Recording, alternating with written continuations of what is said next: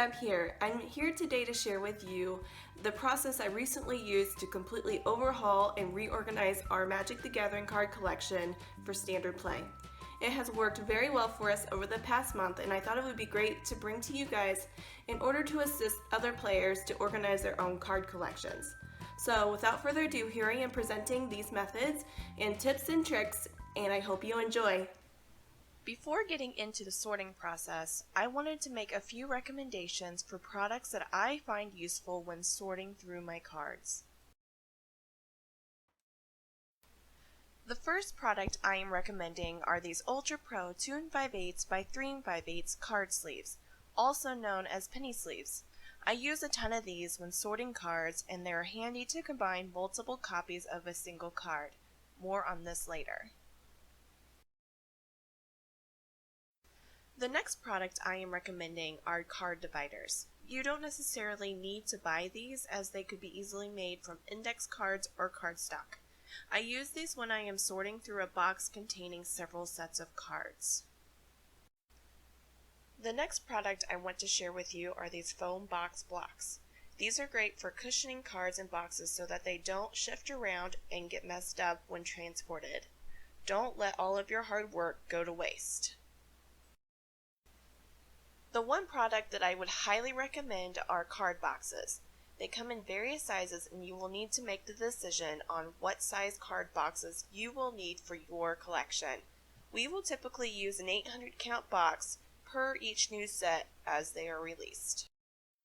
My final recommendation isn't for a product, but a promotion for shopping local and supporting your friendly local game store when buying games and game supplies.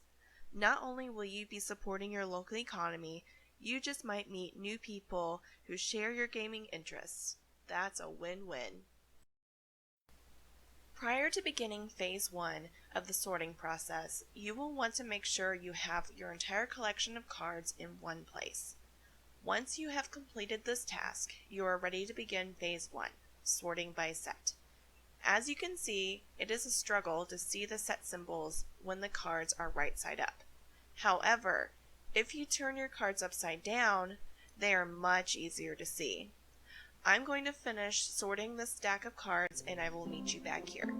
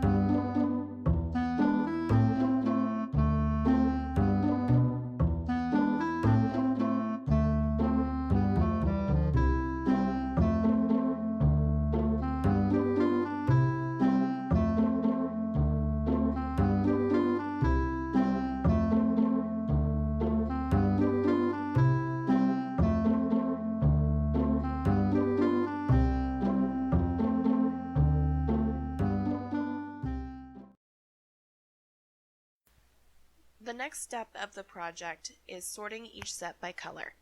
I always complete one set before moving on to the next one. I will only be sorting one set here for the sake of time. One way I make this step go a little bit faster is to go after one color at a time before moving on. Once I complete this stack, we will move on to phase 3.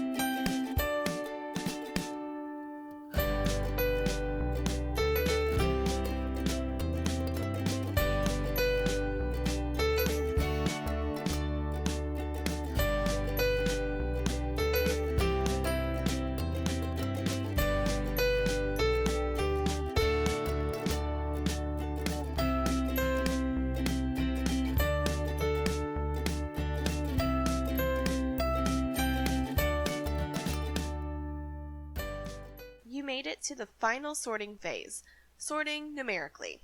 We will be utilizing the small number in the lower left-hand corner of the cards to complete this process. This number indicates the card's position within the set it is from. Each set is divided by color, starting with colorless and ending with special lands. This is why we completed the previous phase, so that this process would become easier. This is how I go about doing this. First, start with colorless or white, whichever has the smallest position number. And then you're going to sort this color by tens. For example, go through your pile and find all the cards that are 1 through 9, or in 10 through 19, and 20 through 29, and so on and so forth, and put them in their individual piles like I'm doing here. Do this until you've run out of white cards to do this with.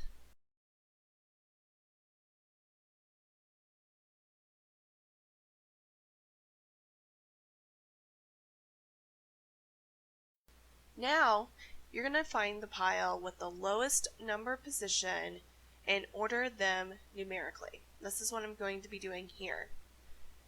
While you're doing this, if you see you have rares or mythic rares, you can either place those into colored sleeves so they stand out, or you could pull them out all together so that they could be placed in a binder. So now what I'm doing is looking to see how many cards I have here. The first card only had 1, but the second one I had 3 copies of. So I'm using one of those penny sleeves that I talked about earlier and put those cards in there. Now I'm just going to turn that first one over and then stack the second one on top of that and the third one on top of that in order from smallest to greatest. Set that aside and then pull the next pile and repeat the process over and over until you have completed this color.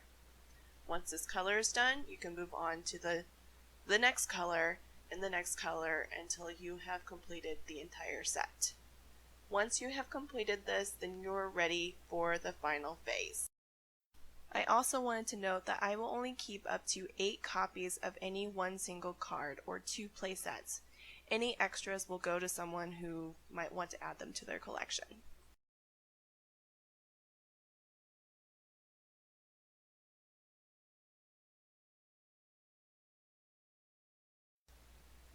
We have finally made it to the last phase. This phase consists of just getting all those cards we worked hard to sort into boxes. The easiest way I have found to box up the cards is just to make sure that the card name and that position number we used to sort earlier, just make sure that those are facing up. We have these facing up, so in the event we pick up some cards from this set, and like I have here, that we need to put away, I can look at the number, and then I can look through my collection, pick out some cards, see where its position should be, and then I can, as soon as I find it, slide it in real easily.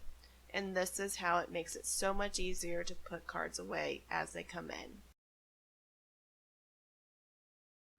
I hope you've enjoyed this tutorial and that the tips and tricks presented proved helpful for your own organization of your Magic the Gathering card collection.